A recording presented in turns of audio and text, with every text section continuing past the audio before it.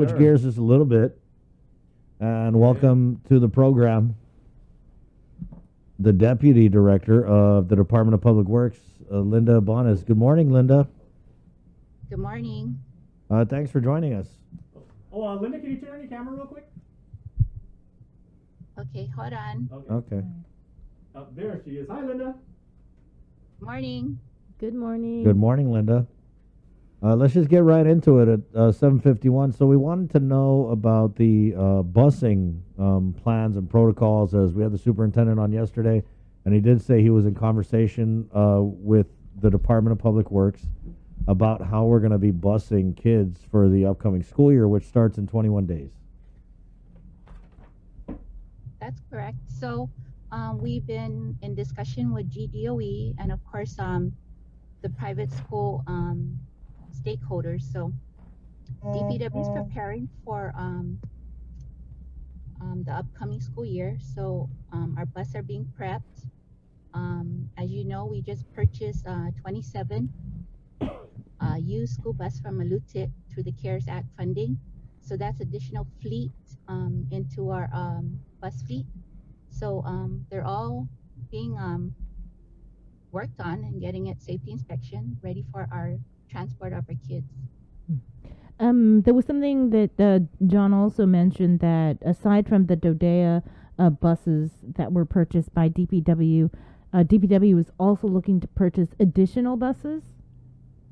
That's correct. So we're working on our specification, our IFBs, and of course funding issues. We're working on the funding source to purchase additional school bus, adding to our current fleet. And how many buses are you guys looking to purchase?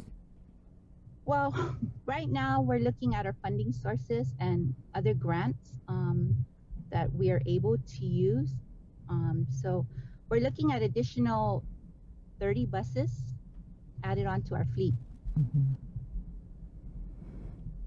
And so what's the current fleet with the 27 from Dodea? We have 138 on fleet. That's including Dodea, right? Correct. And so how many bus drivers do you guys have? Are you guys going to have enough bus drivers? So that's our challenge right now. As you know, we have bus drivers that retired, resigned. So our bus operations, school bus drivers, is a continuous announcement. So we are hiring. We're in the process of hiring. We have additional 5 more bus drivers coming on to our department. And so we are looking, there is a shortage of bus drivers, but we are addressing that as we speak. So currently we have 90 bus drivers that are operating school buses.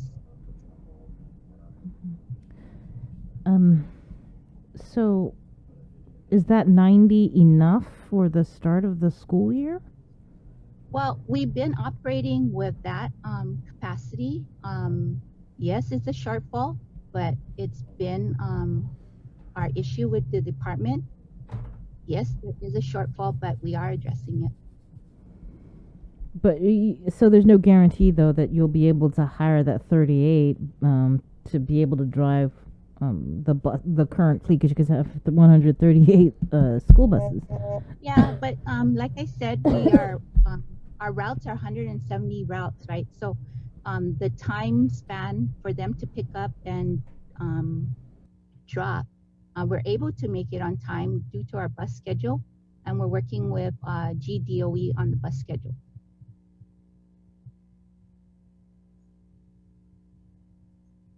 Are the bus drivers vaccinated? Yes, our bus drivers are vaccinated, and we continue to encourage them to be vaccinated. So yes, we have, I believe, 53% of our bus drivers are vaccinated. 53, okay. You know, there was something that when Jess Garcia was the director and we had him on, when we all thought that school was going to be resuming face-to-face, he mentioned that with the bus drivers that they had, not all of them were comfortable with operating a bus, right? So out of the 90 that you guys currently have, are all 90 going to be operating a bus when school resumes? Or are some of them like I'm not comfortable with it and I have underlying health No. conditions and Yes. So we have certain bus drivers with that we have medical issues, right? So they're not able to drive, but the ones that are vaccinated and continue to support the transport will provide service to our children. Mhm. And so how many then will be operating a bus and transporting We're students? looking at 90 Oh, operating the bus. So it's the 90, all 90. Yes. Yeah. Those are active school bus drivers Mhm. that I'm giving you the numbers. I see. Those will be operating the school buses. And you we didn't really get any kind of specifics regarding the protocols for students. Are they going to be socially distanced on the bus, or are they going to be shoulder to shoulder? What exactly did DPW provide to public health and are waiting on their approval? Okay, so right now our capacity for our school buses are 60 packs, and during the summer schools, we still did social distancing, which was 6 feet. So we're trying to get clarification from public health if we will continue the 6 feet or 3 feet social distancing in the school buses, and hopefully I'll get word from public health today regarding that issue. So if we have 3 feet social distance, we're able to do 30 packs in our school buses. So of course that's additional school buses that we would need to provide transport to the kids at the bus shelter. So we're just waiting for clarification from public health. Mm-hmm. So if it's 3 feet, it's 30 packs. If it's 6 feet social distancing, you'll only be able to put on the bus 15 students? Correct, 15 to 18 packs. If they're in the same household, we would make them sit together. That's what we do, but right now we're just waiting for clarification from public health. All right, 7:59. I need to break in here because we're going to jump over to KUM-TV where we will continue our interview with the Deputy Director of the Department of Public Health Works. Sorry, Linda Ibanez. So that's right now. It's Friday, July 23rd, and again, this is the link. Good morning.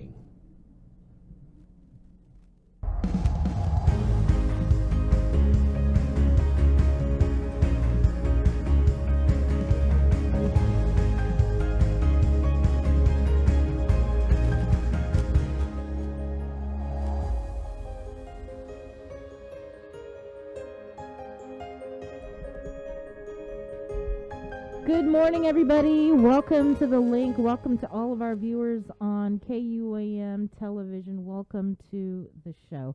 We're going to continue our discussion now with the Department of Public Works Deputy Director, Linda Ibanez, who is in our Zoom room. And we are currently discussing the status of bus transportation services. I did have a question, too.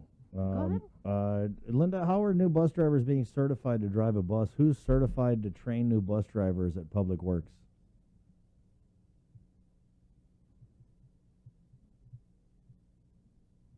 Linda, can you hear us?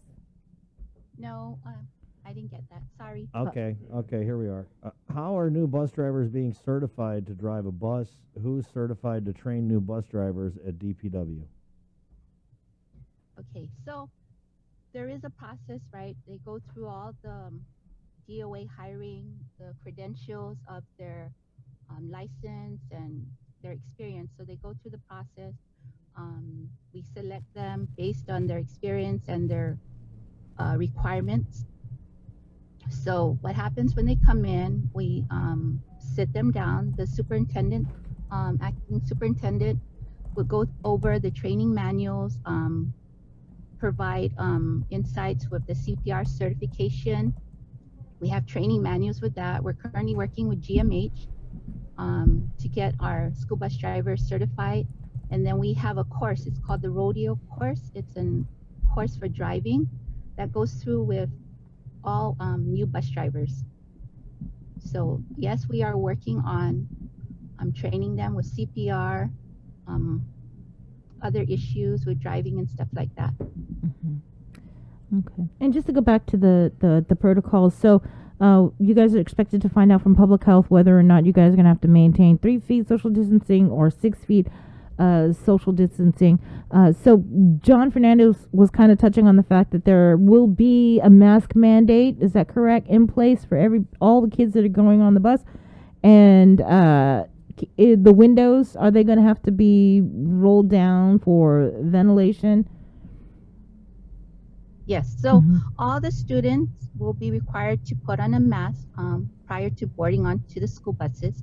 Of course, our windows will be open, so there is ventilation on the school buses. Is there anything else that parents should know when they put their students on the bus? Oh, can I just go back to the training real quick? Yep. So Linda, I didn't get what you said, but can you confirm, is there no certified trainer at Public Works since Frank Titano retired earlier this year? We never had a certified trainer. I mean, we've been working with Guam Memorial to get our school bus drivers CPR certified. So they go through a process. We work with other GovGuam agencies to get our school bus drivers certified with those requirements to operate the school buses. So are they actually certified by the time they're driving the kids around in the school year? Yes, they are. In fact, we did our CPR certification during the summer. We worked, like I said, with Guam Memorial Hospital to get them CPR trained. We did some refresher course with our school bus drivers. It's called the rodeo course. They would go through some refresher course on how to operate the buses, safety checks, safety briefings. So yes, our bus drivers are certified and ready to operate the bus. Okay, thank you. Was there anything else parents need to know before they send their child off onto a school bus? Yeah, so like I said, we've been in discussion with GDOE. They're working with their student population. We ask that parents will keep their kids home if they show any symptoms, flu-like symptoms. Please have them wear a mask, carry hand sanitizers, be ready to board the bus with their mask. Of course, if there was a broken mask or a kid forgot their mask, of course we'll provide that based on the need when we arrive on the bus shelter. Okay. And so bus schedules, when will that be out? Yeah, we're currently working with, like I said, GDOE and the private schools. As you know, private school starts, I believe, on August 2nd. So we should be getting that out by next week. We'll finalize it and send it out. All right, and we do have a caller on the line, I think with a question. Patrick, welcome to the link. Hopefully we'll be able to, okay, so we're going to put that on for Linda. Hi, Patrick, good morning. Did you have a question for Linda? Hello? Hello? Hi. Hello? Hi. Hi, good morning. No, was the director here? We're not getting the director, right, Linda? He was supposed to come on. Darn it. So he will not be showing this morning. Well, then I guess we're going to have to address the deputy director, Miss Linda. Hi, Miss Linda. Hi, morning. Hi. Yeah, I have a question for you, darling, if you don't mind addressing our question. Sure, not a problem. See what I can do. I'm just wondering, under what authority does Karen Sharpers and the director of DPW have on blocking our road out here at 127 C Chanamunger and Ordit? And I know you're familiar with the situation because you've spoke to me a couple of times when I came in. So this has been going on since May of 2019.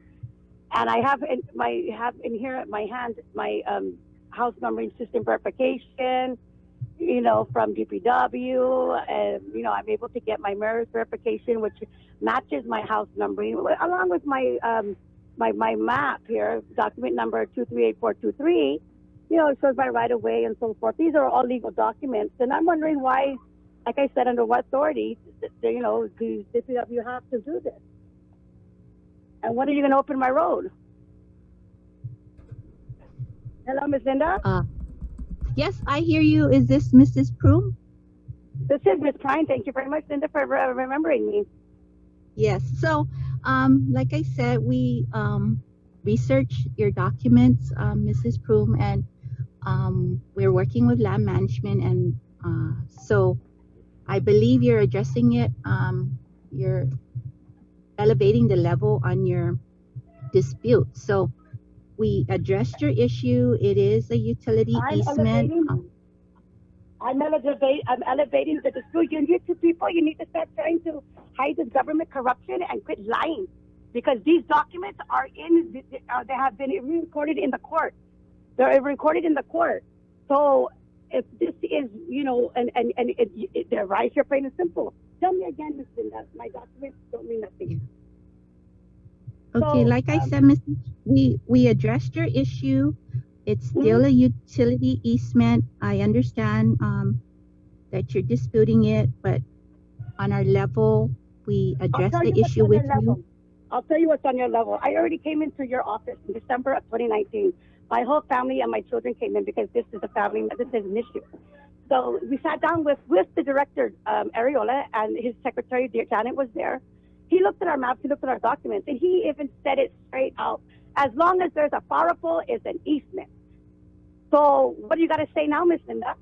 And we're, like I said, if you look, I have a map. I have a map right here that goes along with my house summary system, because I'm going to get the mailman to drop the mail to my house, so he wants to know, of course, do I legally have a road, because this is a federal, issue too.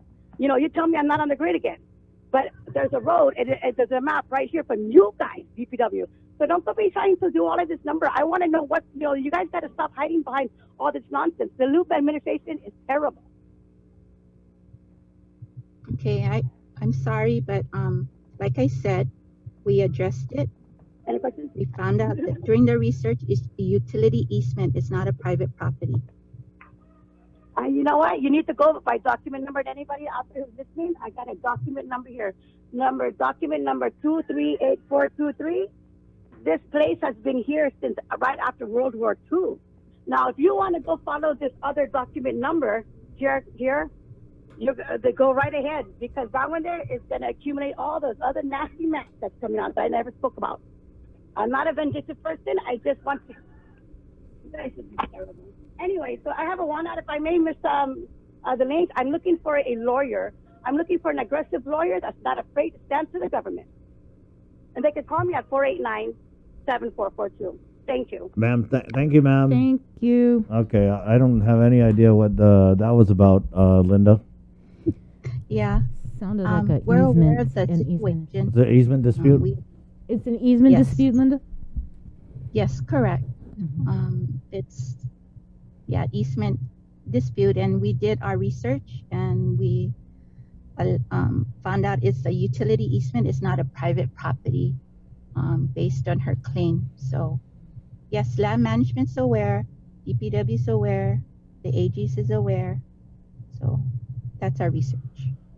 Can we ask about the speed limit research, the speed limit change that's going on? I know that there was something that came out, I saw, and then we had the chief of police on, and he said, we're still in the very early stages. So what can you tell us about any effort to raise the speed limit on Guam and where that would take effect at? Yeah, I'm not in that discussion, but I can get back to you guys on that. That's still in works. So I can get the information and get back to you guys.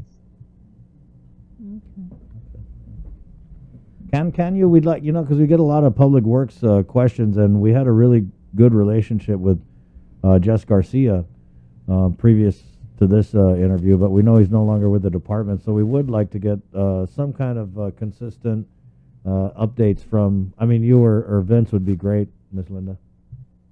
Yeah, that's fine. Okay. I'll provide you the information. Okay. Not a problem. Anything else, Free? No, I'm still trying to digest the phone call. Yeah, the easement dispute. So this sounds like it's a couple years in the making, Miss Linda. Can you kind of give us a little background on if someone does have a dispute about an easement or whether or not it's private property? What's the process? So what it is she's I guess there's a dispute with the family, right? And so what DPW does is we have rights of way staffing. So we work closely with land management to address those issues. And so we look at survey, we look at assessments, we look at the lot numbers, we look at utility easement. So basically, we look at the mapping, we look at our GIS, we do site inspections on that. So, being that said, with that particular situation, we had addressed every levels that she claims, and we found out it's a utility easement. It's not a private property, and I know she has a map, but sometimes these how do you say it? They subdivide these properties, right? And so the length of it, sometimes they don't realize there's a 20 feet easement, there's a 40-foot easement. So stuff like that we look into, and then we give them their final resolution on it.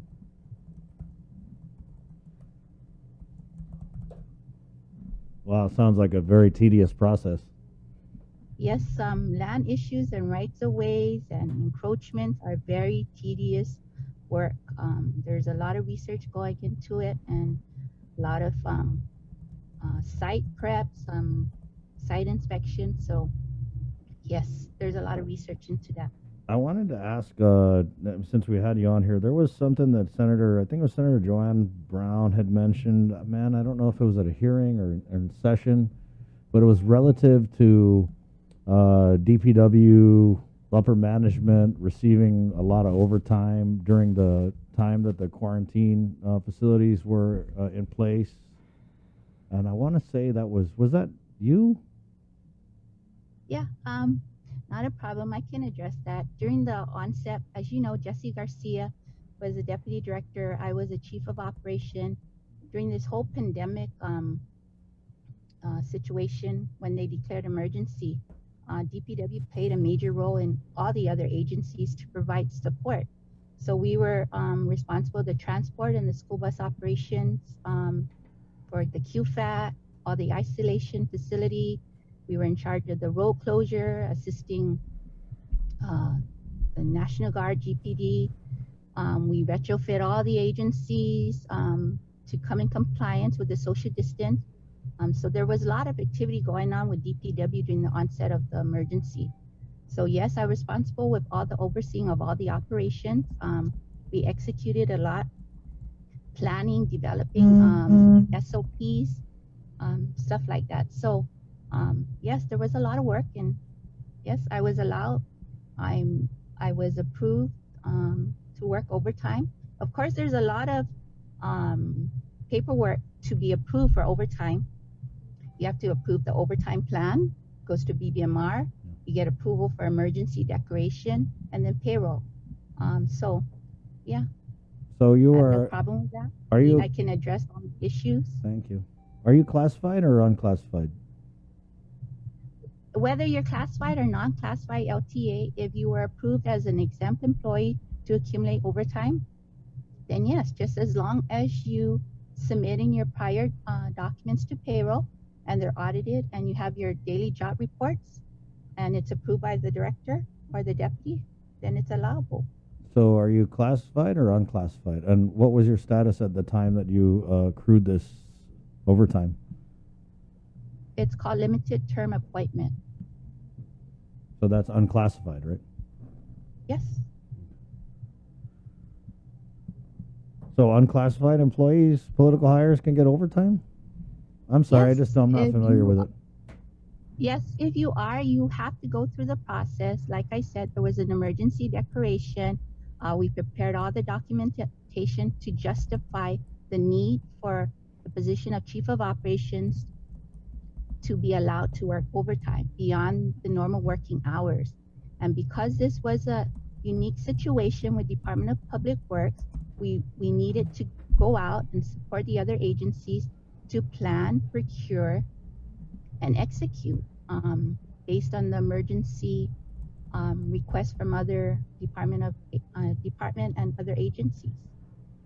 I mean, this must have been a lot of overtime if it was brought up in the legislature, right? No, not necessarily. Oh. It may seem like there's a lot of overtime based on the position, but no. In fact, um, It's pretty no, rare though, not. right, Linda? Because I never really heard of unclassified getting overtime. Yes, we have LTAs getting overtime. It's an allowable cost. If it's justified with their daily job reports, yes, Okay. it's an allowable situation with overtime, especially if our manpower has decreased and our workload has increased during this whole pandemic situation. Right. Were the bus drivers okay with that? What do you mean, the bus drivers? I mean, because that's where I think the tip came from, was a bunch of bus drivers were just not happy that unclassified management was getting a lot of overtime. I'm sorry, don't shoot the messenger, Linda. I don't know where the information came from, but the bus drivers seem to be fine.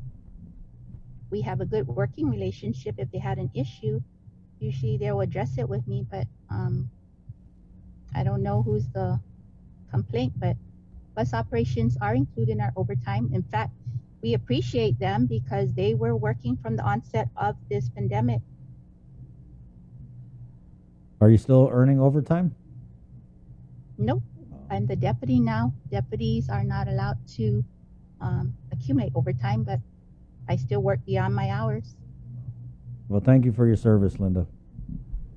You're welcome.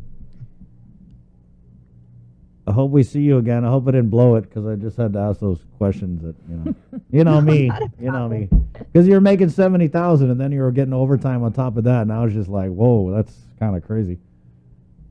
Yeah, but if you work 12, 16 hours and your phone is working, 70,000 doesn't cut it sometimes, especially during the emergency. But not a problem, Chris.